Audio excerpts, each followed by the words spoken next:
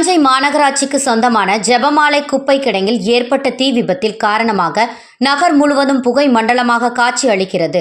இதனால் பொதுமக்கள் மூச்சுவிட சிரமப்படுவதால் மாநகராட்சி சுகாதார பணியாளர்கள் வீடு வீடாக சென்று மாஸ்க் கொடுத்து ஒவ்வொருவரையும் பரிசோதனை செய்து வருகின்றனர். தஞ்சை ஜெபமாலைபுரத்தில் மாநகராட்சிக்கு சொந்தமான குப்பை கிடங்கு உள்ளது.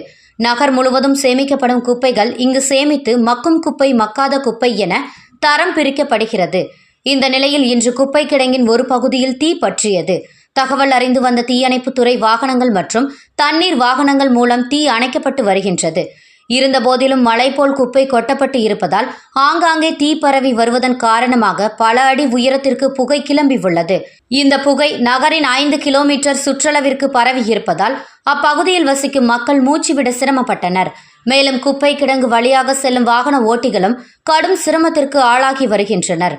இதனை அடுத்து மாநகராட்சி சுகாதாரத்துறை சார்பில் 5 மருத்துவர்கள் தலைமையில் செவிலியர்கள், மருந்தாளர்கள் என 40 பேர் கொண்ட குழுவினர் ஆனந்தம் நகர், சாய்பாபா கோவில், வடக்கு அலங்கம், முருகன் ஆசிரமம், ஜெபமாலைபுரம் உள்ளிட்ட பகுதிகளில் வீடு வீடாக சென்று மாஸ்க் வழங்கி ஒவ்வொருவருக்கும் உடல் பரிசோதனை மேற்கொண்டு வருகின்றனர்.